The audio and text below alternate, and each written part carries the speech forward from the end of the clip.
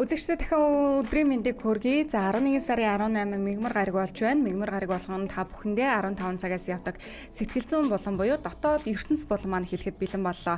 Бид өнөөдөр сэтгэл зүйч Алтан гэрлийг дахин урьж оролцуулсан. За урилгыг хүлээн авсан танд их баярлалаа Алтан гэрлээ. Баярлалаа бүгдэнд нь энэ өдрийн мэндийг хүргэе. Та өөрийгөө дахин танилцуулаад илүү дэлгэрэнгүй ярил танилцуулаад хоёулаа ярианд оръё. За би системэд эмнэлгийн сэтгэл зүйч Алтан гэрэл гэдэг хүн байна. Хүн байна гэж. За тэгэд өнөөдөр хоёулынгийнхаа сэдв бол бас нэлээд нийгэмд асуудал дагуулдаг, асуудал болдог. За олон ч бас гэр бүл, олон ч бас хүмүүсийн санааг зовниулдаг бас сэдв юм болов гэж таамаглаж байна. Тэгэхээр бид өнөөдөр согтууруулах ундаанд донцсон үеийн сэтгэл зүй гэдэг сэдвийн дагуу ярилцах болно. За тэгэхээр согтууруулах ундаанд донцсон үеийн сэтгэл зүй гэдээ ярихаар ер нь согтууруулах ундаанд донтох гэдэг үйл явц хэрхэн яаж явдгийг болоо. Тэгэхээр яг хуу хүний тарих ямар нэгэн ийм төвөгтэй, адармаатай энэ зүйлийг болонгоо хялбарчлах ийм системээр бол явж байдаг гэсэн. За бид нэр анх ингээ компьютер ашиглаж сурлаа гэх чинь маусаа хаашаа яаж зөөх үү те аль бүнкс рүү орж одоо юу засгууч байд юм уу, юу өөрчлөхүүч байд юм уу, энэ бүх чинь ингээд төвөгтэй хэцүү байдаг бол нэг л мэдгээд ингээд өөрөөхөө ингээд өснээрээ чөлөөтэй энэ компьютер дээр ажилладаг болчдөг гэсэн. Тэгэхээр хүний сэтгэл зүйн байдал одоо хитрхи их одоо санаа төгшөгч байд юм уу, сэтгэлээр унахч байд юм уу, энэ үед өөрийгөө тайвшруулах зорилгоор одоо арх согтуурлах унтаа хэрэгжилж байгаа тохиолдолд бол ингээд нэм төгшсөн үедээ эсвэл готорсон үедээ ч байд юм уу, тавгүй үедээ энэ зүйлийг хэрэглээд ингээд тайвширч болд юм байна да гэсэн байдлаар бол өөр дадал зуршил болж ирдэг гэсэн үг. Нөгөө талаасаа тухайн хүний альч донтолт ер нь бол адилхан юм дааврын зохицуулалттай одоо хүний биеийг бий болон сэтгэл зүйн байдлыг зохицуулдаг 115 даавраас үндсэн тулгуур 4 даавар нь бол сэтгэл санааг өргөдөг. Серотонин, эндорфин, допамин, окситоцин гэдэг. Тэр 4 даавар бол хүнийг эерэг бодол төрүүлдэг, ад жаргал таашаал жижиг зүйлээс ч гэсэн таашаалыг мэдэрж яадаг, сэтгэл ханамж төрүүлж яадаг, амар амгалан иймэрхүү мэдрэмжийг оруулж ярьдаг ийм дааврууд байдаг. Тэгэхээр согтууруулах ундаа буюу одоо итил гэж ярьдаг л да. Итилийг хэрэглэсэн үед болохоор ингээд энэ дааврууд нь хитрхи өндөр үед ингээд өсөөд өгчдөг. Тэр үед ундаа ад жаргал сайн сайхан ийм мэдрэмжийг бол төрүүлээд энийх нь мэдээж өснийхээ хараа буцаад буугаад өгдөг. Тэгээ буусан үедээ яадаг гэхээр хүний нөгөө сэтгэл санааг унгаадаг, сөрөг бодоод оруулж ярьдаг, айдас төгшүүр эргэлзээ төрүүлдэг. Одоо адреналин, кортизол гэсэн дааврууд бол хэвийн хэмжээнд байдаг учраас бол тухайн хүний сэтгэл санааг тэр хоёр даавар бол удирдах шаардлагатай болчдөг. Тэгээд тухайн буцаад нөгөө сэтгэл санаагаа удирдахын тулд дахиад нөгөө нэг итил буюу одоо архиа хэрглэж эхэлнэ. Үүнээсээ болоод өмнө нь одоо ийм өндөр хэмжээнд өсчихсэн бол бууж ирсээр хагаад сүүлдээ бүр зөвхөн ийм өвчин намдаах өдөр хоногоо аргацах хэмжээний бол одоо дааврын одоо зохицуулалт нь алдагддаг гэсэн. Тэгэхээр эхний ээлжинд бол өмнө хоёулаа нэг ярьж байсан шүү дээ. Арх одоо ингээд нэг удаа арх хэтрүүлээ хэрэглэхэд бол 72 цаг одоо ойд тогтоолт анхаарал сулардаг, хөдөлмөрийн чадвар сулардаг гэж ярьдаг. Тэгэхээр архины донтолтой хамааралтай хүмүүсийн хувьд бол хамгийн багадаа 3 сар тухайн хүний дааврын зохицуулалттай нэг огт арх хэрэглэхгүй байж бол хэвийн болох төвшөнд хүртлээ ийм одоо өндөр хэмжээний одоо дааврын зохицуулалт бий махад бис сэтгэл зүйд бол өөрчлөлт өгдөг гэсэн үг. Тэгэхээр яг таны ярьсан дээр ойлгоход бид байдаг 100 гаруй даавраас ерөнхий одоо хүнийг аз жаргалтай болгодог тэдгээр даавруудыг ялгаруулд юм байна. Бид одоо согтууруулах ундааг хэрэглэхээр тэр мэдрэмжийг авах гад илүү таавшрах гад аз жаргалтай болох гад эсвэл асуудлаа мартах гад хүмүүс уусаараа байгаад архинд донтох эмгэг за мөн одоо архины хамааралтай болох энэ үе шат руугаа явж гинэ гэд ойлгоход болох уу? Тийм. Тэгэхээр энэ зүйл маань бол нэг удаа зүгээр өвчин намдааж байгаа өөрөөгөө аргасааж байгаа ийм хэлбэрдэг те. Мэдээж нөгөө нэг үнгүй юм зүгээр ийм одоо холгоны аваханд байдаг гэдэгтэй адилхан. Энэний дараа нь бол ингээ маш их уйтгарахгүй нэг ганцаардл, эргэлзээ, айдас төгшөөрийг бол мэдэрдэг ийм зүйл байдаг. Нэрэл одоо бид ингээл спирт ч гэдэг юм одоо нөө спиртийн төрлийн уух зүйлс те алкоголын төрлийн уух зүйлс гэж ярьдаг те хэрэглэхээр их аз жаргалтай олцдог юугүй л инээж хөхрөөл те нэг юм юу гэдгийг аз жаргалтай болцдог штэ тэр нь бас энэ дааврын нөлөөтэй бас холбоотой байгаад идэг байх нь нөгөө төгөр бас маргааш нь ч гэдэг юм уу хүмүүсийн ярьдгаар нөө шарталт гэж бас юм биш тэгээд уусны маргааш нь айгүй юм тухгүй болдог сэтгэл санаа эргээд маш юм одоо даун болдог гэж ярьдаг тийм ер нь ундаг тэгэл дандаа муу мухаа бодлууд орж ирнэ төгшүүрийн одоо мэдрэмж ихсдэг ч гэдэг юм уу энэ нь болохоор тухайн үед алкогольны зүйл хэрэглээд айхтар их нөгөө аз жаргалын гормоно авчихсан болохоор алкогол нь гарахын ирээр нөгөөх нь буугаад бусад одоо дааврууд нь давмгаалж ийна гэсэн үг үү. Тэгэхээр хүний сэтгэл зүй ер нь одоо өдөр шөнө гэдэгтэй адилхан байнгын одоо ингээл ажиргалтай сайхан үеч байна, хөөрөх баярлагч үе байна, гүнж гутрахч үе байна. Энэ нэг гэхдээ хүн болгоных бас харилцаа адилгүй арай өөр өөр байж байдаг. Байнгын жоохон хөөрөл давмгаалсан буюу одоо холиорогч байт юм уу, сангвиныч төрлийн хүн байж болно. Жоохон юм арай жоохон юм доогуур одоо хөөрөл баг давмгаалдаг тийм хүмүүс бол бэлэгматгч байт юм, нөлөө ойлгогч байт юм уу, ийм хүмүүс бас байж болно. Гэхдээ энэ бодисыг хэрэгжилж байгаа одоо ингээд зүрхний бичлэг шиг энийг бол хитрхи ихнээс хавлууж өгснөөрөө сэтгэл зүйн байдал нь бол докторгүй болж ирдэг гэсэн. Ер нь яг ямар үед бид энэ хүн архинд согтууруулах хундаанд хэрэглээнд илүү автчихсан байна гэж донцсон байна гэж авч үздэм болоо мэрэгжлийн хүмүүсийн хувьд тийм ээ. Тэгэхээр ер нь бол өөрсдөө хүмүүс маш ихээр одоо өмгөөлдөг хамгаалдаг гэсэн үг. Тэгэхээр хин нэгэн ойр дотны нэг нэ чивдэн гэр бүлийн үнэ чи одоо хитрхи арх угаад байна, донтолтой болсон юм шүү, хамааралтай болсон юм шүү гэхээр өө би чинь пивл уудсан шүү дээ, арх уудгүй ч гэж хэлдэг те. Би ер нь бол тийм нэг тасартлаа арх уудгүй ч бас яриад байдаг. Тэгэхээр энэ угаасаа олон улсын стандартаараа яг уран оронд өөр байдаг ч гэсэн ерөнхий бол нэг стандарт хэрэглээ гэж байдаг. Тэгэхээр энэ стандарт хэрэглээг нэг удаа уухдаа хэрэглэхдээ ингээд зөрчөөд байгаа тохиолдолд бол хэтрүүлэн хэрэгжилж ирнэ гэж үздэг. Тэгэхээр стандарт хэрэглээг 7 хоногт 2 бат хүнээс илүү одоо ингээд зөрчиж байгаа тохиолдолд бол тухайн хүн урт удаан хугацаанд ямар ч одоо сэтгэл зүйн чадамж өндөртэй хүн байсан ч гэсэн донтолтой болж байгаа. Тэгэхээр тэр стандарт хэрэглээ нь бол хатуу арх буюу одоо виски бол нэг 30 г гэж явж байгаа. Дээрээс нь 30 г. За бодоодох юм. За тэгээд 7 хоногт 30 г. Зөв. Нэг удаагийн хэрэглээ нь 30 г. За 7 хоногт 2 бат хүнээс их байх юм бол энэ бол хэтрүүлэн хэрэглээ гэж үзэж байгаа. За тэгэнгүүтээ пи болохоро 330 мг-ийн 7 хоногтой пи байж болно.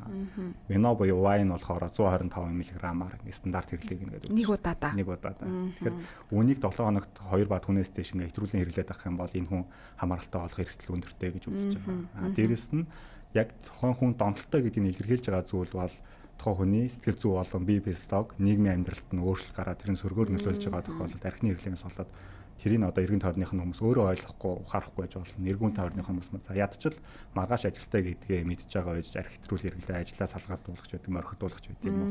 Ийм асуудал гараад энийга би хэрвээ энд одоо энийга болги орхичээ одоо энэ хэрэглээгээ ингээд засчээ гэж бодсон ч гэсэн чадахгүй байгаа тохиолдолд бол энэ хүн донтолтой л байна гэсэн. За ямар ч байсан тодорхой хэмжүүрүүд бас байгаа юм байна. Тэр хэмжүүрүүдийг 7 хоногт 2 болон түүнээс дээш удаа ихтүүлж одоо хэрэглээд авах юм бол ерөнхийдөө нөхөр чи одоо энэ арх болон тий согтууруулах хундаанд донтох эрсдэл нэмэгдэж байна, өндөр байна гэж ойлгох нь байна. За нөгөөдөгөөр одоо нийгмийн харилцаа, ажил алба, за гэр бүлийн харилцаа тий найз нөхдөдөө харилцаа бас одоо зүйлс дээр өөрчлөлт ороод тухайн сэтгэл зүйд одоо өөрчлөлт ороод байх юм бол ерөнхийдөө энэ хүнийг бас хамааралтай болж гинэ, донтож гинэ гэд бас тодорхойлдог байх нэ. За тэгэхээр ер нь архинд донтох гэдэг зүйл ямар хүмүүстээр түлхүү байгаа юм шиг анзаарэгдэж байгаа вэ? Би бас нэг нэвтрүүлэг үзэж хахад манай чөлөөт ярилцлага байлуу юу байлаа. Эмэгтэй хүмүүс дондохдоо маш хурдан донддог. Гарахтаа хүртэл эрэгтэйчүүдийг бодвол гарах нь илүү бага байдаг. Яагаад тэгэхээр нөө шийдвэр гаргах төвшөнтэй холбоотой гэд сонсч байлаа л да. Тэгэхээр яг энэ архи согтууруулах хундаан дээр ямар хүмүүс илүүтэй хамааралтай болоод байгаа юм шиг таны хувьд мэрэгжлийн үний хувьд анзаарэгдэж байгаа л. Тэгэхээр яг эмэгтэй хүмүүсийн хувьд бол эрэгтэй хүнээс одоо байглаасаа уян налар хайзуулан ийм байдлаараа бол юмыг төсвөрлөх ийм чадамж нь бол 20-30% бага байдаг учраас эмэгтэй хүн архинд хамааралтай болсон тохиолдол бол гарах магадлал нь арай бага байгаад байдаг. За яг энэ хэрэгцээ талаас аваад үзэх юм бол энэ донтол гэдэг зүйл чинь бол бидний яг ингээд Масловын хэрэгцээний шатлаг гэж байдаг. Тэгээ тэрэн дээр болохоор суур хэрэгцээнүүд нь хангаж дараачийн хэрэгцээнүүд нь хангана гэж үзэж байгаа. Тэгэхээр суур хэрэгцээнд бол биднээсээ хооллох, унтлах, унтах, өмсөж зүүх, дулаан орон байраар хангах ч гэдэг юм уу. Одоо бийцэх ч гэдэг юм энэ бүх хэрэгцээ бол суур хэрэгцээ болоод ирдэг. Гэхдээ донтолтой буюу хамааралтай хүний хувьд бол яг энэ одоо архины хэрэглээ, алкоголын хэрэглээ бол суур хэрэгцээ болоод өгсөн зохиомлоор гэсэн үг. Дээрэс нь дараагийн хэрэгцээнүүд нь болохоор хүн тайван байх, аюулгүй байх ийм хэрэгцээ байна. Тэрний дараагийн хэрэгцээ нь одоо нээлттэй чөлөөтэй байх, өөрийгөө илэрхийлэх ийм хэрэгцээнүүд байдаг. Тэгэхээр тухайн хүмүүс одоо аль нэг одоо цаг үедээ бага болчод настандаа ч гэдэг юм уу, хүүхэд настандаа ч гэдэг юм уу, аль нэг хэрэгцээ нь хангагдаагүй тохиолдолд тэр хэрэгцээг хангахын төлөө бол хүний үл ухамсар буюу одоо ухамсаргүй тарих бол ажиллаж яадаг гэсэн. Тэгэхээр тухайн хүн багасаа айц төгшүүртэй, байнгын хүчирхийлэлтэй, үл хайхралтай ийм гэр бүлд өссөн хүн бол ингээд донтолтод одоо өртөх магадлал нь арай өндөр. Дээрэс нь илүү ийм дотгошоогоо хүмүүс байдаг шүү дээ. Ялангуяа Монгол эрэгтэй хүмүүс бол одоо буур суурьтай ч байд юм уу, нэг юм төсөөлөл нь арай одоо соёлын талаас арай өөр байдаг. Тэгэхээр энэ зүйл байгаа учраас бол энэ одоо өөрийгөө илэрхийлэх чадамж муу учраас бас тэр хэрэгцээгээ хангах хэрэглэх тохиолдол байгаа. Тэгэхээр нэгдүгürt бол нөгөө тайван байх, аюулгүй байх мэдрэмжийг авахын тулд ч байд юм уу, нөгөө талаасаа өөрийгөө илэрхийлэх чадамж нараа өндөр болдог талаасаа ч байд юм уу, архийг бол хэрэгжилж байгаа гэсэн ийм тохиолдол байна. Дээр нь нөгөө талаасаа бол Америкт хийсэн судалгаа байдаг л да. Архины хамааралтай хүмүүс дээр судалгаа хийгээд үзэхэд бол 90-с дээш хувь нь бол байнгын одоо хүчирхийлэлтэй гэр бүлийн аль нэг гишүүн нь бол архины хамааралтай байсан ийм тохиолдол бол байж ирсэн. Ийм хотын болон сэтгэл зүйн хүчирхийлэлтэй орчинд өссөн гэсэн. Нөгөө талаасаа 0-4 наснда ийм 50 одоо орчинд өсч чадаагүй хүүхдүүд бол 7 дахин өртөх магадлал нь өндөр байсан иймэрхүү судалгаанууд байдаг. Тэгэхээр яг ийм одоо асуудалтай хүн архины хамааралтай болох боломжтой гэж хэлж бас болохгүй ч гэсэн одоо нэг айлын 3 хүүхэд гуруулаа өөр байж байдаг. Гэхдээ тухайн хүмүүс бол арай өртөх магадлал нь өндөр байна гэж ойлгож бас болно. Тэгэхээр бас бага наснда илүү ийм тайван бус ойлгогдоогүй мэдрэмж, дутуу мэдрэмж цаашлаад одоо насанд хүрсэн хүмүүсийн хувьд хит ийм дотогшоогоо өөрийнхөө мэдрэмжийг илэрхийлж чаддгүй хүмүүс ийм хүмүүс бас хэрэгцээ шаардлага хангахын тулд одоо архийг хэрэглэж, согтууруулах ундаа хэрэглэж тэр нөгөө хэрэгцээгээ бас хангах гад байдаг талтай юм байна гэж ойлголоо. Тэгээд эрэгтэй хүмүүсийг бас нөгөө уйлж болохгүй, инээж болохгүй, бараг л инээж болохгүй тийм гүндүүгөө байх хэвээр олон битгий ярьч гэдэг юм уу, иймэрхүү байдлаар өсөх нь бас ер нь сэтгэл зүйч нарын хувьд одоо энэ сэтгэл зүйн салбарынхан бол нэлийн юм шүүмжлэлтэй хандаад байгаа л да тийм ээ. Дээрэс нь бас нэг одоо яг миний ингээд сүүлийн үед ажиллаа явж байгаа тэр гарч ирж байгаа тохиолдлууд нь бол ууг ашууга зүв тайлж чадаагүй. Яг тэгэхээр ойр дотны хин нэг нь ингээд бурхан болцсон, өөд болцсон тийм. Тэгээд тэрнийхээ араас ингээд гашуудлаа зүв тайлж чадаагүй. Яг нь айлч соёлын хувьд бол нөгөө нэг гашуудлаа бол шашин талаасаа илүү сайн тайлж өгдөг. Манай одоо энэ суурийн иргэншлийн хувьд бол энийг бас нэг юм уучраа бас олохгүй байх шүү байгаа. Нөгөө талаас өөрийгөө буруутгасан мэдрэмж маш өндөртэй. Хин нэгэн одоо түрүүндээс өөд болоход өөрийгөө буруутгасан ч байд юм уу, эсвэл залуу насныхаа, өсвөр насныхаа хайр дурлалаас болоод өөрийгөө тэр хүнийг гомдоосондоо гэд буруутгасан ч байд юм уу, энэ мэдрэмжүүдээс болоод бас. Дээрэс нь гэр бүл салт бол яг хуу эрэгтэй хүний хувьд бол одоо насны хүрсэн хүмүүсээс хамгийн их сэтгэл зүйн гэмтэл одоо учруулдаг зүйл бол гэр бүл салт гэж болдог. Тэгэхээр энэ зүйлээс хамаарч байгаа. Дээрэс нь монголчуудын хувьд бас нөгөө нийгмээрээ бас нэг юм гэмтэл автсан бас үеуд байдаг.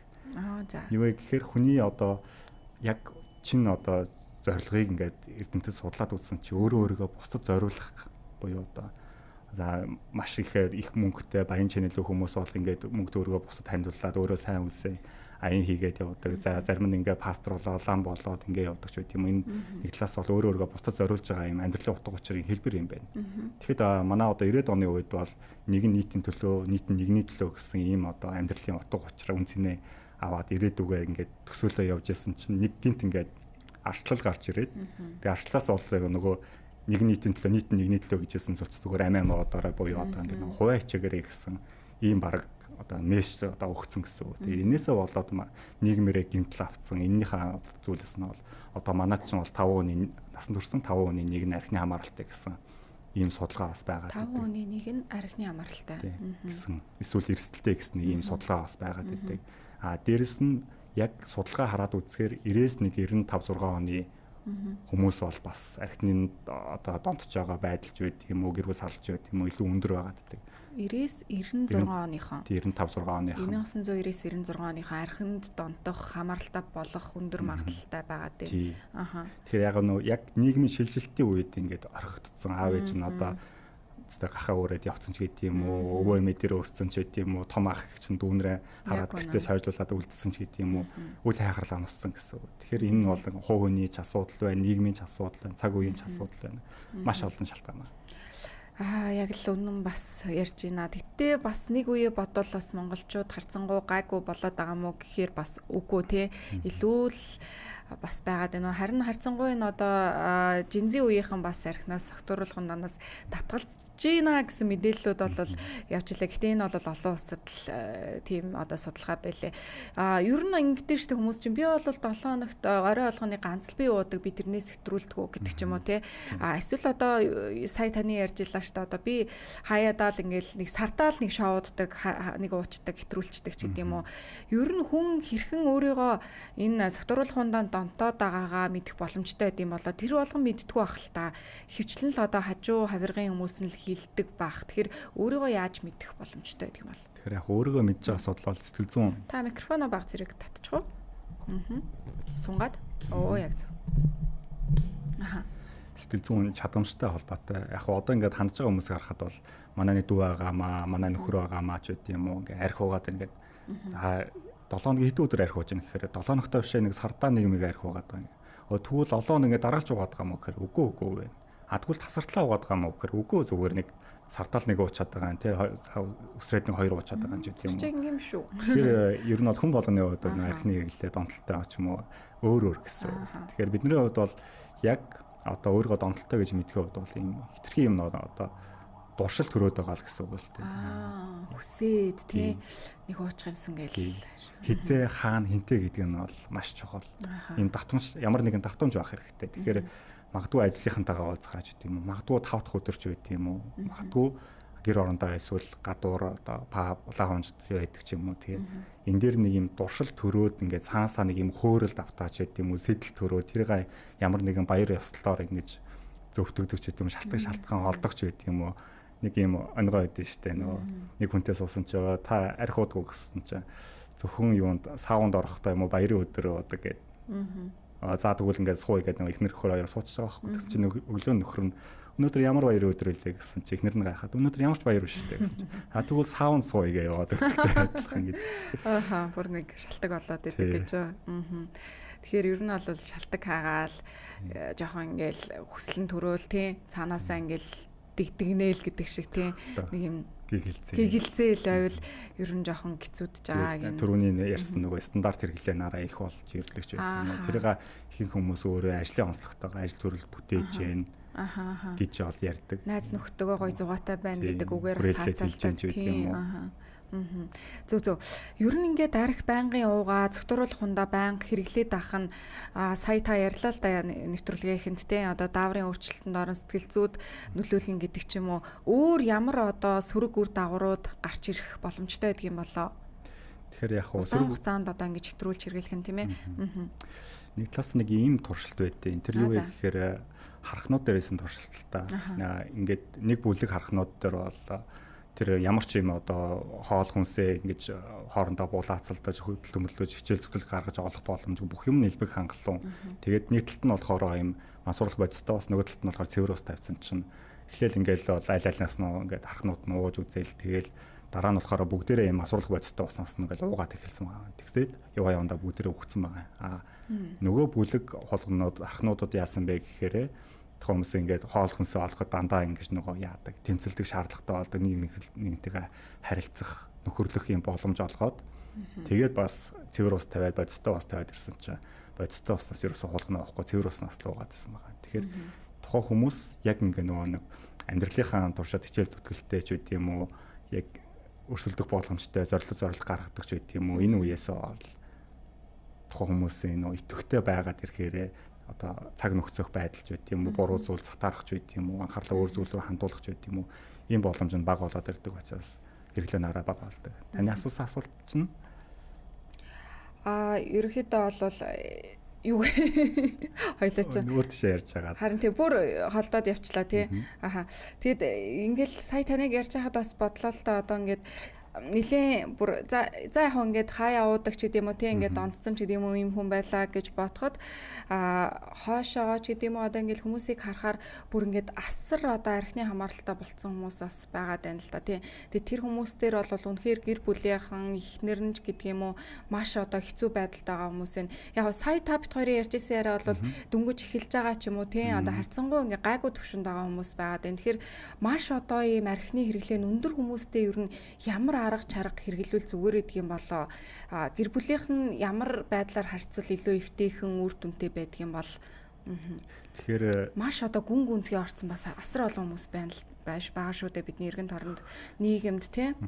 Архины хамааралтай хүнийг хэн ойлгодог гэхээр архины хамааралтай найз нөхөд тэр хүрээл хамт уудаг хүмүүс нь л ойлгодог. Энгийн хүмүүс бол ойлгодог. Чи наадхаа болчооч болч болдгоо юм уу? Чи одоо ингээл гэрээс гараад орой ирэхдээ согтуул ирнэ. Тэгээ чи одоо ингээ ууцсан юм чи 2 3 хоног ингээл дараалал уунч байт юм уу?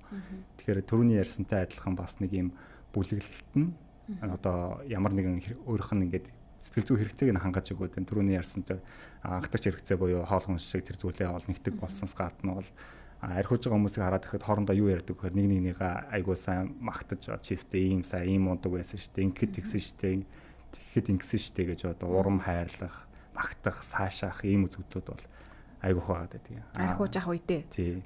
Тэгмэд гэр бүлтэй харангууд чинь өстой засваршгүй архичин энэ гэрийн хамаг асуудал нь өөрөөгөө буруутгах хамаг асуудлыг өөр дөрөө өөрөх гэмших ийм маш их асуудалтай байгаа учраас тэр хүмүүс бол гэртээ харихыг бол хүсдэггүй гэсэн. Тэгэхээр ялангуяа яг хуу шууд биш маа гэхэд баг байдлаар тэр үнээсээ бол ингээд хиймэл зохиомлоор биш ч гэсэн сайн сайхан зүйлийг болж байгаа бүтэж байгаа зүйлийг жоохон ч гэсэн ахиц дэвшлийн ингэж нэг тухайн хонд ингээ хэлээд ойлгуулад илүү жоохон өндөр өргөж өгөөд эрэгтэй хүн чинь бас ер нь нэг талаас хөөгдсөн шүү дээ. Тэгэл ирэх юм бол тэр хүн чинь гэр орондоо байх, гэр орноосоо гарахгүй байх юм сонирхолтой. Нөгөө хүрээлэл нь ч гэсэн нэг тийм утгагүй болж ирэх ч байт юм. Энэ талаас нь харилцаа хандлагаараа л засаас өөр ингээд болчооч гэд эсвэл 20 цагтаа гадаас нь түгжээд энэ бол ямар ч тийм нэмэр байхгүй. Ер нь алдаа гэж хэлж болно тий. Аха.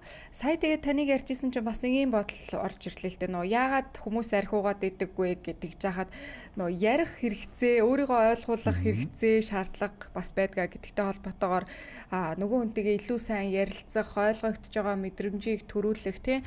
Цаашлаадаа сая таны хэлж байгаа юу гэдгийг магтах, сайшаах, урамшуулах. Тэгээд тухайн үед ч одоо ингээл хүмүүс архи угаал, согтруулах хундаа хэрглэж байгаа явцдаа маш одоо бие бинийгаа ойлгоол тий. Яриасаг болчдаг штэ яг тэрнтэй адилхан угаагүй үед нь ч гэсэн тэр хүнийг илүү яриулж те ойлгож байгаа мэдрэмж төрүүлж бас ингэж магтаж цаашаа жахан чухал юм байна гэж ойлголоо. Өөр ямар үр дүнтэй аргууд бас байдаг вэ? Гэр бүлийн өрөөнд ингээд авчдаг юм байна. Тэгээд нөгөө талдаа та бүхэн болвол яг энэ мэрэгжлийн имлэг гэж явж байгаа. Тэгэхээр танаа дарын бас яг хүмүүс их хандж байгаа байх л да. Ямар засал арга хэмжээнүүдийг авдаг юм болоо. Тэгэхээр яг архинаас гарах гэж байгаа хүмүүсийн хувьд бол хамгийн чухал асуудал бол тухайн хүмүүс архины донтолтой гэдгийг хүлээн зөвшөөрөх хэрэгтэй. Тэгэхээр хүлээн зөвшөөрнө буюу бод байдалтай эвлэрнэ гэдэг зүйл чи өөрөө надад нэг юм том хэмжээний газар байна гэж бодъё. Би тэр газар дээр ингээд 20 давхар байшин бариад тэрийг зарж борлуулад амьдрал ахуйдаа нэмэрлэе гэдэг ингээд жишээ аваад ярил л да. Тэгэхэд тэр магадгүй миний санхүү ингээ 20 давхар байшин барихад боломжгүй болсон байж болно. Тэр газар нь цэвдэгтэй ч байт юм уу? Ямар нэгэн байдлаар бас тийм өндөр барилга барихад бол боломжгүй болсон байж болно. Тэгэхээр надаа энэ байгаа газар хөрөнгө мөнгө одоо ингээ 10 давхар байшин барихад хүрэлцээтэй юм байна гэдэгтэй адилхан эвлэрнэ гэдэг бол би үнэхээр ингээд сэтгэл зүйн хувьд, бие махбодын хувьд энэ өвчтөй болсон юм байна, хэцүү болсон юм байна. Хин нэгнээс дэмжлэг тусламж одоо айж ичхгүйгээр ингээ авах шаардлагатай болсон юм. Хамгийн түрүүнд бол гэр бүлийн хүмүүстэй бол хандах шаардлагатай. Нөгөө талаас нь энэ арх гэдэг зүйлийг ерөөсөө амьдралдаа байхгүйгээр огт хэрэглэхгүйгээр ингэж амьдрий гэдэгтээ шийдэж өгөх хэрэгтэй.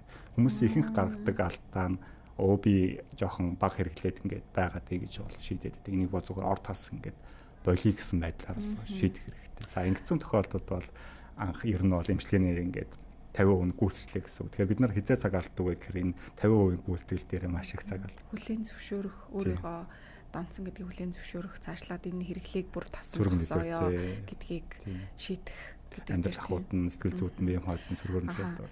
Ер нь хэдийн хугацаанд одоо сэтгэл заслаарч гэдэг юм уу тийм танаа эмчилгээний үед энэ одоо эмчилгээ явагддсан болоо хэр үр дүнтэй байдаг юм болоо. Тэгэхээр яг хөө эмчилгээний үед бол маш олон аргууд байгаа. Гэхдээ зарим нь бол ингээд батлагцсан аргууд байдаг, зарим нь бол баталгаагүй юм аргууд байдаг. Бидний ярьдаг бол ховс код эмчилгээ гэж ярьдаг. Ховс код эмчилгээг яаж хийж байгаасаа хамаарат энэ зүйл чинь өөрөө баталгаатай үгүй гэдэг нь бол хамаараа явчихдаг. Тэгэхээр энэ зүйлийг яг түрүүний ярьсан нөгөө сэтгэл зүйн гэмтэл буюу одоо травм байдаг, комплекс байдаг. Энэ зүйлийн архитай холбоотой, хэрэглээтэй холбоотой энэ гэмтлийн засчаад кодолж гэнэ үү эсвэл шууд кодолж гэнэ үү гэдгээс хамаарат. Тэгээ кодоо нэг удаа давтж гэнэ үү 3 удаа давтж гэнэ үү гэдгээс хамаарат ч гэдэг юм. Код гэдэг нь юу гэсэн үг юм болоо? Код бол магадгүй тухайн нэг юм трансын буюу хувсын байдалд оруулж хагаад арх сотруулах ундаа үнэртүүлээд за энэ зүйлийг хэрэглэх юм бол чи үхэн хайртай хүнээсээ хахацсан гэсэн байдлаар бол нэг айлгах байдлаар бол ингэж кодолж тархинд нь суулгаж байгаа гэсэн үл ухамсарт нь суулгаж байгаа гэсэн. Бидний хувьд бол хийдэг ажил бол тодорхой хэмжээний сараас дээш хугацаанд хэвтэн эмчилүүлдэг. Эхний ээлжинд бол маш сайн тайвшруулна, намраан юмыг ингээ ойлгож хүлээн авах хэмжээний одоо оюун сэтгүүтэй болгосныхан дараа тухайн хүний сэтгэл зүйн гэмтэлтэй архитай холбоотой сэтгэл зүйн гэмтлүүдийг нь бол яадаг гэсэн үг. Янз бүрийн сэтгэл зүйн одоо NLP ч байт юм уу, CBT ч байт юм уу, ярилцлага зөвлөгөөгөөр ингэж тухайд ойлгож ухааруулах. За үүний дараа болохоор яг ингээд эмгээс гарлаа гэхэд хүрээлэл яаж хумах юм. Тэгээ ямар ажил хөдөлмөрлөх, ямар зорилго тавих юм. Ингээ өөртөө таарсан жижигхэн зорилго дээр нэг ярилцаа тэрэндээ ингээ гараад алхам хийгээд явах. Тэгэхээр энэ эмчилгээ бол бас нэгдүгээрт бол сул тал нь бол арай жоохон удаан хугацаанд явагддаг. Дээрээс нь баталгаад бол нэг огт ингээд зарим ойлгоч юм байна. Ингээ багасж байгаа ойлгоч юм байна бас. Тэгэхээр арга болгон өөр өөр юм гэсэн сул талтай, давуу талтай юм байгаа. Тэгээ бидний хувьд бол хамгийн нэг юм юу бах, эрсдэл багтай ч гэсэн тухайн үнийг уг суураар нь эмчилдэг юм аргыг бол ашигладаг. Та хоёр өмнө нь хар тамхины хэрэглээ болоод түүнд одоо дондох гэдэг зүйлийг ярьж исэн. Тэгээд түүн дээр бол бас эмчилгээний тухай ярьж исэн. Өмнө нь бол бас юу ярьж исэн. Ярилцлага маань бол YouTube татгалагдсан байгаа шүү үзэгчдээ бас нэмэд хэлчихье гэж бодлоо. Тэгээд эмнэлгээс гараад нөгөө хэвийн амьдралтаа орох гэдэг бас нэг том зүйл үүдэг тий. Тэгээд яг нөгөө хяналтгүй болоод ирнэ. За тэгээд Монголын баярууд маш олон гэдэг шиг тий. Яг уух шаардлага ч гэхүү одоо нэг юм тохиолч гэхүү ийм зүйлс бол нэлээд илбэг тохиолддог. Ер нь энэ үед хүмүүс яаж ханддаг болоо?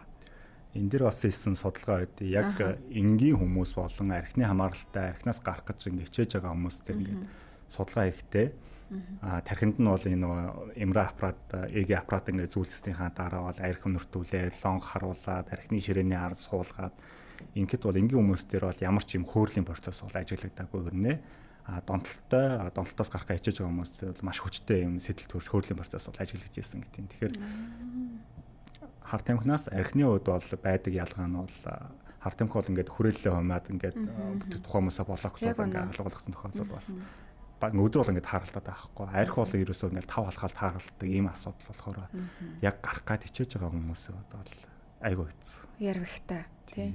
Нэрээ одоо бодонгууд хар тамхиг бол бас олдоц гэдэг ч юм уу арай хомс. За нөгөөтөгөр одоо хүрээлэлээ хомчход бол тэр болгонуудад харагдаад хэрэглэх одоо шаардлага нь багш байхгүй гэд хэлчихэд бараг болно тийм. Гэтэл одоо монголчуудын албаны баяр ёслол гэхэд л ерөөсөө л байнгын ширээн дээгүүр янз бүрийн юм байж идэг тийм.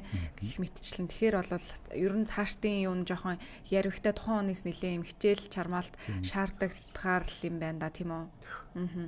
Тэгээд бас нэг зүйлийг асуух жийсэн нь санхүүгийн байдал тий за мөн одоо ядуурлч гэдэг юм уу эдгээр зүйл бас хэрхэн нөлөөлдөг бол тэгэхээр ядуурл гэдэг зүйл чи өөрөө тухайн хүний нөгөө боломжийг хааж өгч идэг амьдралын утга учирыг бас харьцангуй ингээд бүдгөрүүлж өгч идэг сарниулж өгч идэг ийм асуудал болохоос амьдралын утга учиргүй хүмүүс бол архины хамааралтай болох ийм магадлал бол нэлээд өндөр байгаад байдаг. Нийгэм талаас бол тухайн архинд тонцсон хамааралтай хүмүүс бол мэдээж ажил төрлөөсөө гарна, ажил төрлийг идэвхгүй болно. За санхүү мөнгөний асуудалтай болно, үр зээлтэй болно, иймэрхүү асуудлууд бас байдаг. Сэтгэл зүйн талаас айх, түгших, эргэлзэх, өөрийгөө буруутгах, бие физиологи талаас бол урал ам нь хатах, гар хөлн одоо ингээд салганах, чичрэх, нүд нь уулаас хамрын одоо үзүүрээ ялгсан судас нь ингээд уулаасах ч байт юм уу ийм хөө шинж тэмдгүүд бол илрээд ингээд явж байдаг. Нэрээ тэр хамрын нөгөө хялгсан судсууд улаад гэн ямар учиртай яагаад гэдэг юм болоо архичин хүн шиг хамар нь улаацсан гэж ярьдаг шүү дээ тийм. Миний сонсноор бол нөгөө судас ингээд өрөвсөд нэм жоохон тэлд өгд юм шиг байна лээ би тэгж ойлгосон. Тэгэхээр бас хүмүүс та нэр янз бүрээр ярьдаг л да ерөндөг тавиулцдаг л гэдэг тий янз бүрийн архинаас гаргах юм бэлтгэл байдаг гэл тэгдэг тэгэл бас олон зүйлсийг ярьдаг л да. Залуусын архитектыг ер нь бууруулахад хамгийн ер нь үр дүнтэй эерэг дадлууд юу байгаа юм шиг таны хувьд анзаарагддаг вэ? Мэдээж завгүй байх ч гэдэм үү өөрийн сонирхол хоббитой байх зэрэг орох уу? Тий. Яг хөө түрүүний ярьсан залуучууд гэдээ үзэхээр биднээс ялангуяа 80-аад оныхон 90-аад оныхон бол харьцангуй эрт арх уугаад эхэлсэн. Тэг өмнө ч гэсэн ярьжсэн нөгөө одоо ингээд юун дээр болохоор Монгол Улсын хуулинд 21-ээс дээш наснд бол ингээд арх содруулах хундаа хэрэглэхийг зөвшөөрнө гэж заагаад өгсөн байдаг ч гэсэн 17-8 тадаа хэрэглэхэд бол ингээд ямар хуулийн санкцаараа бол ингээд ял шийдгэлж байт юм уу? Иймэрхүү зүйл нэг тийм тодорхой зааж бас өгөөгүй хэрэгждэг тийм зүйл байхгүй. Монгол бол соёлын хувьд болохоор 40 хүрээд дөнгөж авс 50 хүрээд 50 жуу 60 хүрээд 60 жуу гэдэг чинь бол монгол хүний хувьд бол 20 нас бас залуудаад байгаа гоё тийм үе өслөг онц цаг уураараа хамаарат. Тэгэхээр залуу хүмүүсийн хувьд бол мэдээж нөгөө нэг арх уугаа согтуурна гэдэг чинь бол өмнөх үед бол ингээд амар дог байдал те би ингээд том болцсон ч байт юм уу ах нартай нийлээд ч байт юм уу хулиган байх арх уух байх тэгээд нэг дээрлэх гэдэг зүйл чи өөрөөгөө ингээд хүчрэхэг гэдгээр мэдэрсэн ийм зүйл чи одоо нэг тийм мод байхаа бол болцсон. Тэгэхээр залуу хувьд бол өөрийн гэсэн нэг тийм сонирхолтой тэрнийхээ араас ингээд хөөгөөд явж яадаг өөрөөгөө хөгжүүлдэг ийм байдал цаг заваа зүв боловсон өнгөрүүлдэг спорт урлагаар өөрийнхөө сонирхлоор өнгөрүүлдэг энэ байдал бол мэдээж нөгөө дээрэс нь одоо бие даах байдал. Тэгээ бие даацсан хинд ч гэсэн үгүйгээд хэлцдэг. Сэтгэл зүйн хувьд хин нэгэн ирээд ингээд тухайн хүнийг гомдооч тийм сэтгэлээр унахч байт юм уу хөөргөгч байт юм уу энэ боломж бол хувин өөрөө ингээд төлөвсөн тохиолдолд бол хинч юу гэж хэлсэн би өөрийгөө мэдчихэж байгаа учраас тэр хүний үгэнд автахгүй нөлөөлөлд автахгүйгээр бие авч явдаг болчдөг гэсэн. Тэгэхээр хамгийн одоо зөв зүйл бол мэдээж ингээд хувийн төлөвшөл гэдэг. Тэгээд сая ингээд бага наснаасаа эхлээд ер нь бол архийг сонирхож үзэж гин 10 жилийн хүүхдүүд хүртэл ингээд пивч гэдэг юм уу тэн туршиж үзэж гин гэдэг чинь энэ нь эргээд бас эцэг эхчүүдтэй холбоотой байдгийн юм шиг тий нөгөөдөөр бас ахуйн харигталт гэдэг зүйл бас байна. Энийг хараад хүүхдүүд бас сонирхох, сонжох нөгөө талдаа юу гэдгийг том хүмүүс шиг болох гэж тий яг сая таны хэлдгээр юу хэрэглээд байгаа юм болоо гэдэг бас нэг юм сонирхол дээрээ үндэслээд хэрэгжилж үзээ цаашаагаа бас ингээд улам дамжрах тохиолдол их байдгийн болоо гэж бас бодож байлаа л да. Та үнтэй хэр санал нийлэх вэ? Мэдээж нөгөө даган дуурах талаас айгу өндөр байна. Би нэг хүнтэй ажиллаж байсан тэр хүн болохоор яг хөө энд ингээд зөвшөөрдөх болохоор нэрчээ. Би ингээд надад ярьсан зүйл нь өөрийнхөө ингээд төсөөлөөр ярьж байгаа байхгүй. Би ингээд нэг ой гарантал юм шиг ширээ төсөөл босч байна. Манай өвөө ингээд арх угаал, чихтэйхэн сайхан ааштай болоод барьж авч үнсээл, чихэр тараагаал энэ тэгэл би гайхаал хараад ингээд тэгэхээр тийм жоохон хөөхөд одоо отоо санахгүй байгаа ч үл ухамсарын хувьд тэр зүйлийг ингээд мэдээд байна шүү дээ. Тэгээ энэ зүйл чинь чамд яаж нөлөөлсөн юм бэ гэхээр би арх ухаараа заавалчгүй тасартлаа уух ёстой гэж би ойлгоцсон юм байна гэдэг. Тэгээд ингээд бодлоор нь өөрөө өөртөө уулзлаа чи ингээд заавалчгүй тасартлаа арх ууж шаардлагагүй гэдгийг хэлүүлж өгснөөс хойш тухайн гайгүй болчихж байгаа байхгүй. Тэгэхээр хүрээлэн буй орчин маш чухал. Тийм байх шүү. Гэхдээ яг одоо ингээл бидний одоо өсөж тойронсон ч юм уу те яг ингээл зах зээлийн шилжилтийн үед бол 2000-ад оны үед сая ингээл бүжин ингээл кино гарлаа штэ тэрэн дээр бол бас монголчууд архинд бас живжсэн толгоо мэдүүлжсэн бас үе бидэнд бий гэдэг шиг тийм ээ одоо сарцсангуу гайгүй болоод байгаа ч гэсэн залуучууд маань эргээд бас нэлээ ахуйн харигталт болгосон харигталт гэдэг ч юм уу те нэлээ яваад байгаа юм болоо гэж анзаарагдаад байгаа.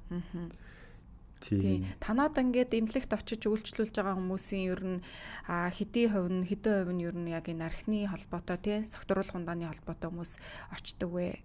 Нэг 100-аас хуулаад авч үзвэл яг уу яг нөгөө хар тамхины стандартаар эмчилгээ үйлчилгээ явагддаг учраас манай эмнэлэгт нэг 10-аас 20% нь бол архины хамааралтай хүмүүс хэвтэ эмчилүүлж байгаа.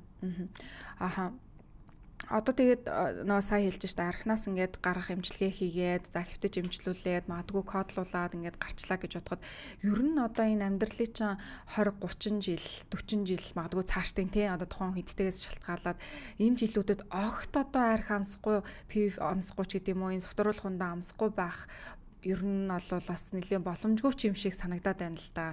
Тэгэхээр энэ нь эмчилгээ хийлгэсний дараа хүн одоо тэр зүйлийг хэрэглэх нь нэлээд эрсдэлтэй алхам руугаа орчдөг болов. Тэгэхээр яг нөгөө сэтгэл зүйн тэр хэрэгцээ нь байхгүй болчих юм бол аяа янда хүмүүс ингээд архины хэрэглээ багасаар агаад хэвийн болчдөг тий. Бид нар баяр ёслолч байт юм уу, улирлаач байт юм уу ингээл зөв зохистой хэрэглэдэгтэй адилхан ийм хэрэглээ байгаад байдаг. Тэгэхээр бас нэг түрүүнд яригдаг нэг үлдээсэн зүйл байгаа. Тэр нь болохоор манайхан арх ухаарал ингээл нөгөө нэг өхөр ус ууж байгаа юм шиг гэдэгтэй адилхан ингэж уугаад байдаг. Биднээс архич байсан, кофеч байсан, одоо эспрессо гэх чинь бол ингээд тавьж байгаад бас нэг 2-3 цаг бас уугуулна бол ингээд зохистой хэрэглээ болоод идэгтэй адилхан. За виски вэ нүү, арх вэ нүү, нэг чинь ингээд нэг шимээд 50 г байлаа гэх чинь нэг юм. Нэгээс 2 цаг уух хэвээр энэ зүйлийг чинь лаваачаал 100 г-аар тэгээд огсруулаад хэд уугаал ингээд идэг чинь өөрөө бас буруу ойлголт болоо явцсан. Дээрээс нь яг нийгмийн одоо ингээд би өнөөдөр ингээд YouTube ороод ингээд архины бас бус хүмүүс ярьсан зүйлүүдтэй ингээд авахцгүй тулд бас хин юу ярьсан ингээд судалсан чинь архины хэрэглээ архикэ хайнгууд чинь тэр талын кинонууд маш их байна, хошин шогууд их байна. Тийм. Тэгэхээр энэ зүйл чи өөрөө нэг талаасаа ингээд илтвлээд байгаа юм шиг хүртлээ тухайн хүнийг ингээд уруу татаал гэдэг. Хэрэглээнд л уруу татж байгаа л гэсэн үг. Тэгэхээр нэг хэсэгдээ бол яхаа хууль чангараад бас арх согтуурлах хүндээ хэрэглэхийг зогсоогоод бас харьцангуй гайгүй болцсон ч гэсэн ингээл бас байгаа л гэдэг энэ зүйл. Нийгэмд ийм хэвийн битээр ойлгуулад байгаа ч юм шиг тийм байх ёстой зүйл юм шиг л байгаад байна л та. Тэгэхээр сая та бас нөгөө яран донд хэлсэн л дээ одоо ингээд бид арх согтууруулах хундааны зүйл хэрэглэхэд бидний одоо аз жаргалын 4 даавар ингээд ихсдэгэ гэж байгаа шүү дээ тийм. Нэрээ ялцчгүй тэгдэг. Гэхдээ заримдаа зарим хүмүүс согтуурсан үедээ маш их ууртай болдог. Үүнийг дагаад ч гэдэм үү янз бүрийн одоо уушин газруудад үл ойлголцол за дээрэс нь одоо нэгнийгаа гимтэх ийм зөрчил их гардгаа. Тэгэхээр энэ бас юутай холбоотой байдгийм болоо. Тэгэхээр арх одоо ууж байгаа тохиолдолд хүний харанхуйнаар бодох юм бол ухамсар, үл ухамсар гэсэн хоёр хэсэг байгаа. Ухамсар гэдэг зүйл бол мөсөөний уулын оргил гэдэг утгаараа за алтан гэрэл гэдэг хүн би нэг ийм хүн шүү гэдэг бол мэдж байгаа нэг юм багахан хэсэг гэсэн. Тэрний дотор бол айдас, төгшөөр, эргэлзээ, гойног готрол маш одоо хэцүү зүйлүүд бол ингээд дарагдцсан. Гэхдээ ухамсарт бол биднээс ингээд ухамсарт оюун ухаанаараа тухайн зүйлийг хязгаарлаа явуудаг гэсэн үг. Тэнгүүт арх уугаад ирэхээр яадаг вэ гэхээр ухамсар, үл ухамсар хоёрыг заагалдаг тэр хэсэг нь бол мэдрэг болоод ажиллаагүй болоод ирчдэг учраас тухайн хүмүүсийн одоо хатгуулсан чанар буюу одоо тэр бүх зан чанар эрүүлдээ хэлж чадаагүй зүгээр бодож исэн тэгээ санаж исэн тэр бүх юм аа ингээд илэрхийлээд ирчдэг. Тэгэхээр нэг талаасаа согтуу хүн үнэн ярьдаг гэж хэлдэг ч гэсэн тухайн хүн болгонд ийм одоо дарк буюу ийм хүнд мэдрэмжүүд байдаг. Тэгээ энийгээ зөв урхамсараараа ингээл зохицуулаад амьдардаг болохоос тэр согтуу хүмүүст л ганцаараа хэлээд байгаа юм биш. Тэгэхээр тэр согцоо хүний бол хэлж байгаа үг бол 100% үнэн гэж бас хэлэхэд бас хүндрэлтэй. Тэгэхээр бидний одоо нийгмийн хамгийн том асуудал ч юм бол гэр бүл салт байгаа гэдэг. За гэр бүл салт гэдэг үзэхээр ихэнх одоо гэр бүлээс гадуурх харилцаа бол хараад хаад бол ингээ албан байгууллага хөдөөхээр гадаа ингээ согтуурсан үедээ бол болоод байдаг. Тэгэхээр хүн байгальд гарна гэдэг бол яадаг вэ гэхээр хүний энэ одоо зүүн тарих буюу ухамсарын тарих ажиллагаа нь бага болоод баруун тарих бол өндөр ажиллагаатай болоод адуулсан одоо байгалийн зүүн нь бол сэрээд ирчдэг. За байгалийн зүүн сэрдсэн үед нь арх согтуурлах хундаа хэрэглээд ирэх юм бол нөгөө ухамсарт одоо дүгнэлттэй би эзэж одоо гэр бүлээ хуурахгүй ч гэдэг юм надаас эзэж ийм авир гарахгүй гэсэн энэ зүйл нь бол сэргээд ирэнгүүтээ гэр бүлээс гадуур харилцаа болоод энээсээ салт үүсдэг ч гэдэг юм уу энэ архитектурыг дагсан бол нэг нийгмийн маш их асуудлууд бас байгаад байдаг. Яг үнэ арх байгаа газар л ер нь болох бүтэхгүй бүх зүйлс бас дагалдаж явж идэм болов гэж хардгаа. Ер нь бол бас хэтрүүлэн хэрэглэх гээд байдгаа санал нийлж байна. Ер нь яг энэ соёл гэдэг зүйл байхгүй байна тий. Ер нь энэ согтууруулах хундааг яаж хэрэглэх юм, яаж хэрэглүүл зөв юм гэдэг зүйл биднийг одоо жишээ нь ингээд Солонгосын улсад Солонгос тий хүүхдтэйгээ хүртэл хамт ингээд сүүж ууж гин хэрхэн яаж зөв уухыг зааж өгч гин гэдэг ч юм уу тий. Ахмад настай хүний хажууд яаж уух ёстой юм, найз нөхдөдөө яаж уух юм. Гэтэл бид нар бол бас нөгөө талаараа хитрхи нэг юм нууц байгаад идэг болохгүй гэж хэлээд идэг те энэ муухай юм гэж хэлээд идэг зүйл нь эргээд илүү сонирхолтой санагддаг эргээд нууцаар хэрэгэлдэг нууцаар хэрэгжилж байгаа нь илүү бүр юм амттай санагддаг ч юм уу те ийм байдал бас байдгийн болоо тэгэхээр энэ согтууруулах хундаатай холбоотой бас энэ бага одоо боловсролоос гэх юм цаашаа гэхдээ дунд одоо ангийн хүүхдүүдэд те зөв буруугийн дэнсийг нь ялгаад өгчүүл их зүгээр юм шиг санагддаг. Тэгэхгүй болохоор бид чи үргэлжил энэ буруу энэ муухай гэл яг юунд буруу болчиход идгийг яг юунд зөвдөд идгийг гэдгийг мэдхгүйгээсээ болоод энэ 10 жилийн хүүхдүүд их л бас хүртээд амсаад сонирхоод байгаа юм шиг ажиглагдаад байна л да. Тэгсэн энд бас нэг юм сонирхолтой мэдээлэл байна л да. Тэгсэн дэлхийн хамгийн их арх уудаг улс орон Европт биш гинэ. Тэгээд сүүлийн жилүүдэд одоо Төв Азийн одоо орнууд Беларусь, Молдав, Литва, Орос гэх мэт одоо бас орнууд бол жигсаалтыг тэргүүлж байгаа гэсэн нэг юм сонирхолтой мэдээлэл байна. Тэгээд эмэгтэйчүүдээс хурдан согтдгоо. Учир нь одоо биед байгаа усны хувь одоо багатай байдаг. Ферментийн ялгаруулалт бас өөр байдаг гэсэн ийм сонирхолтой мэдээллийг бас харлаа. Тэгээд ер нь одоо ингээд архинаас гарч байгаа ч юм уу тийм хүмүүс эсвэл арх хэрэглэхээ болж байгаа, согтууруулах ундаа хэрэглэхээ болж байгаа гэсэн хүмүүс хажуу авиргын хүмүүснээс дэмжлэг үзүүлэх нь хамгийн чухал байдаг бах л та. Тэгээд танаа дээр бас очиж байгаа хүмүүс ямар сэтгэгдэлтэй байдаг вэ? Эргээд бас ийм харилцаа холбоо бас байдаг болов уу? Тий, ер нь яг уу сэтгэл зүйн зөвлөгөө гэдэг зүйл чи өөрөө дунд хугацааны буюу одоо сэтгцийн тулгымцсан асуудалтай хүмүүс бол нэг юм 40-100 удаа ингээд зөвлөгөө авах шаардлагатай гэж үздэг. Тэгэхээр 7 хоногт нэг удаа аваад үзэхээр 1-2 жил болж идэг. Тэгтээ бид нар үр дүнгээ сайжруулахын хувьд бол төрөл бүрийн одоо аргачлалыг бол ашигласнараа үр дүнгийг хурдан гаргах гэж үздэг. Тэгэхээр нэг удаа сарж байд юм 2 сар эмдэг твтээд гарна гэхээсээ илүү гарсан ч гэсэн цаашдаа ингээд зөвлөгөөгөө өөрчлүүлээ сэтгэл зүйтэйгээ ажиллаа явуулж явах юм бол илүү хурдан үрдэн гарны ажил нь бас буурж өгч байдаг. За архинаас гарч байгаа хүмүүсийн хувьд бол түрүүнд ярьсан шүү дээ. Ингээд нийгмийн талаас ч байд юм уу, хүрээлэн бай орчин, ар гэрийн талаас маш их асуудлууд байдаг гэх. Тэгэхээр архи ууж байгаа хүмүүс бол нэг бол ингэж маш их хөөрж архи уудаг, эсвэл гунж гутарж архи уудаг. Ийм хоёр төрөл байгаа даа. Тэр хоёр төрлийн тий. Тэгэхээр энэ бас нэг сэтгэл зүйн асуудалтай. Хитрхийн өндөр ингээд хөөрөө догтлоод байна ч гэдэг чинь ч асуудал. Гунж гутраад байна ч гэдэг чинь бас асуудал байгаа даа. Тэгэхээр олон хүмүүс ингээд цуглахаараа ер нь бол нийгэм талаас ингээ аваад үзэх юм бол за энэ талбай дээр ингээ бөө хүмүүс цуглахаараа монголчууд эртээр үеэсээ бөөнөрөө цугласан бол нэг бол найр наадам хийдэг, эсвэл ан ав хийдэг, эсвэл дайн тулгаан хийдэг. Тэгэхээр ингээд нэг юм хөөрлийн процесс нь ингээд айлч үедээ ингээд авангаа явж яадаг гэсэн. Тэгэхээр тухайн хүмүүс ингээ хөөрсөн үедээ тэр хөөрлийнхэн байдлаар бол бие барьж чадахгүй өөрийгөө хийн чадахгүйгээр арх хэрэгжилдэг, эсвэл тэр өвдөлтөө намдаах гэж юм хүнд хэцүүгээ даван толох гэж бол арх хэрэглээд байдаг. Тэгэхээр арх хэрэгжилж байгаа хүмүүс бол нэг зүйлийг анхаарах нь бол ингээд хөөрл одоо саатлын тэр байдлаа бол зохицуулж сурах ийм асуудал байдаг. Энэ дээр нэг ийм үлгэр байдаг. Нэг эртний энэтхэгд нэг ийм нэг маш баян хүн байсан гэдэг. За тэр баян хүн болохоор 2 хүүтэй. Тэгээд 2 хүн бол тусдаа гарцсан ихний хүүхдтэй байсан чинь нөгөө чинь ингээд өвчнөр өөд болохтой 2 хүүтэй бүх хөрөнгөө ингээд адилхан 50-50 хуваагаад өнгөрсөн юм байна. Тэгээ бүх хөрөнгөө ингээд хуваагаад ах トゥ 2 хуваагаад авсан чинь хамгийн сүүлд нь цэпэнд нь 2 бөгөж байсан. Нэг нь болохоор очир эрдэнэ шигтэйтэй алтан бөгөж, нөгөөд нь болохоор ийм мөнгөн бөгөж байсан. Тэгээд ах нь сэргэлэнтэй за ах нь ийм очир эрдэнэ шигтэйтэй бөгөжийг авчиж чи миний дүү мөнгөн бөгөжийг авчих гэдгсэн чинь дараа нь ингээд амьдралын харсан чинь ах нь болохоор ингээд архит арсанд ороод зугаас ингээд хөөгөөл ихнэр хүүхдээсээ салаад сүүлдээ ингээд өвчнөрөөд болсон чинь дүү нь болохоор аавынхаа хөрөнгийг ингээд маш их хариуцуулаад өөр хүүхдүүд нь том болол ачцээгээ хараад ингээд амьдэрсэн гэдэг. Тэгэхэд тэр бөгжин дээр нэг юм учир байсан. Яагаад тэгэхээр ахын бөгж бол зүгээр л бөгж очир эдэн шигтэйтэй алтан бөгж байсан бол дүүд нь байсан бөгж бүх зүйл ингээд устж алга болно байх нэг хэвэн байхгүй гэсэн тийм утгатай өгөгдсөн байсан. За. Тэгэхээр дүүн ингээд гунж гутарсан үедээ за энэ ч ингээд төр зурих та гэл алга болчондоо гэл баярлж хөөрсөн сайхан зүйл тохиолдсон үедээ за энэ ч гэсэн төр зурих та гэд. Тэгэхээр бид нар ингээд хааштай болоол болох зүйл дээр ингэж баярлж хөөрөөж гунж готроод байх зүйл бол хайрцангуй бага. Тэгээ тийм учраас бас энэ хэрэглээгээ зогсоолох бас боломжтой байдаг хүмүүс.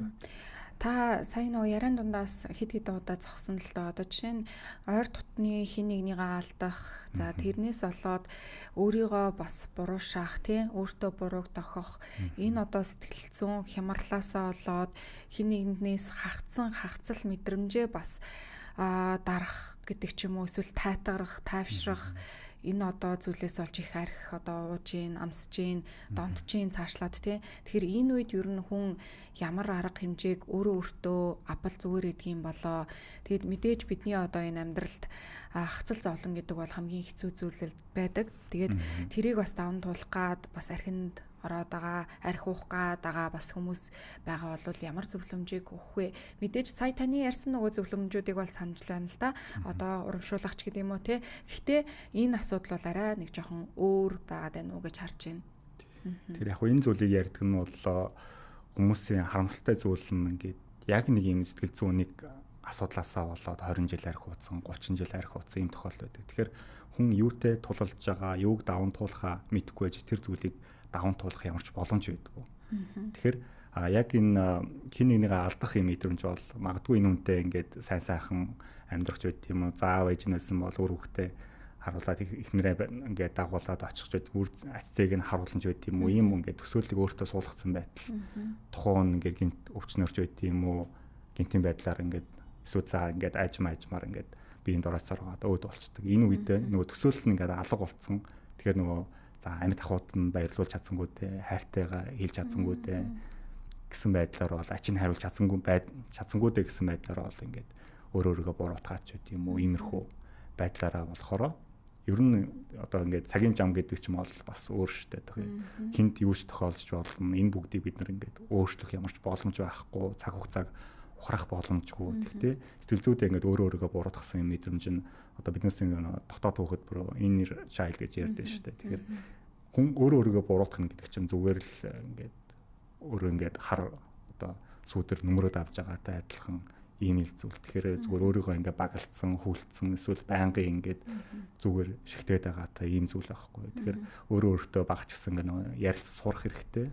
Чи өнөөдөр хүртэл сайн байсан, өнөөдөр хүртэл ийм сайн байсан юм чи ирээдүйд ч гэсэн сайн байх болно. Чамд ямар ч буруу байхгүй. Энэ бүх зүйл ингээд гинтийн байдлаар болсон. Эсвэл чи залуу байсан, жоохон байсан, туршлагагүй байсан, ямыг ойлгодгүй байсан гэдэг утгаараа өөртөө сайн хэлж ярих шаардлагатай болдог. Магадгүй энэ үед бас сэтгэл зүйчэд хандвал тийм мэдээж мэрэгжлийн байгууллага. Тийм мэрэгжлийн хүнд одоо сэтгэл засалчид хандвал их зүгээр ах гэж бодож байна тийм үү? Одоо нөгөө Монголын нөхцөлд одоо өөрийгөө жоохон архинд донцсон ч гэх юм уу эсвэл нөгөө архины хамааралтай сувтууруулах ундааны хамааралтай болцсон гэдг нь одоо нэг жоохон ичмээрч гэдэг юм уу тийм санаа зовмоор ч юм уу эргэн тойрных нь бас санаа зовдөг ч юм уу өөрөө тэрнээсээ бас ичдэг тохиолдол их байдаг л да. Тэгэхээр энэ нь бас цаашдын нөгөө сөрөг үр дагаврыг бүр улам нэмээд авах нэг юм боломж шиг бүрдүүлээд идэм шиг. Тэгэхээр энэ талаарх ер нь ойлголтыг ямар байдлаар түгээж таниулдаг юм болоо. Тэгэхээр яг хуу хамгийн түрүүнд бол бодит байдалтайгаа эвлэрч чадахгүй байгаа. Тэгэхээр альва өсөлт хөгжил гэдэг зүйл бодит байдлаас л эхэлдэг. Үнэхээр ингээд архины хэрэглээ өндөртэй байгаа, өөрийгөө хийж чадахгүй байгаа, болохгүй байгаа бол хамгийн ойр дотны одоо хүнтэйгээ ярилцах, ойлголцох, хин нэгнийхээ юм заавар зөвлөмжийг бол сонсох, нэрнж тийм юм уу гэдэг байдлаар сонсох. Тэгээд өөрөөрөө бас ингээд илүү дайчлах тэр зүйлтэй бас ингээд одоо эрүүл зөв дадал зуршлыг амьдралдаа бий болгох ч гэдэг юм уу. Тэгэхээр түрүүний ярьсан нэг юм дааврууд байна шүү дээ. Серотонин, эндорфин, дофамин.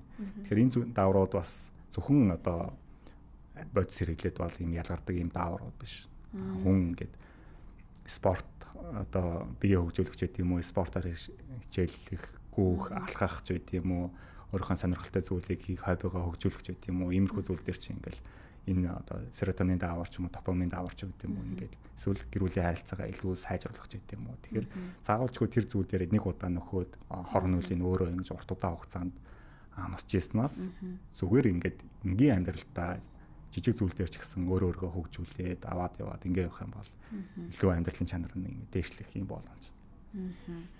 Заримдаа ийм тохиолдлууд байдаг тийм манай аав бас суудаг байсан ч гэдэг манай ээж бас суудаг байсан гэж ууж явах тохиолдол зарим одоо хүмүүс бол манай аав уудаг байсан ээж уудаг байсан гэж бүр одоо ингэж чигшдэг ч юм уу тийм би өстой арх уухгүй гэл энэ нь бас хүмүүнийхээ тухай нөгөө юу гэдгийг ухамсартай бас их холбоотой байдаг уу тийм ухамсартай бас нэг юм цаад оос нэг ДНК гэж ярьдэн шүү дээ тийм гентэй холбоотой бас иймэрхүү асуудлууд байна. Гэхдээ яг хуу юу гэдэг хүмүүс ингээл удамшил гэж ярьдэн шашны талаасаа ч юм уу сэтгэл зүйн талаасаа ч гэдэг юм уу ингээл.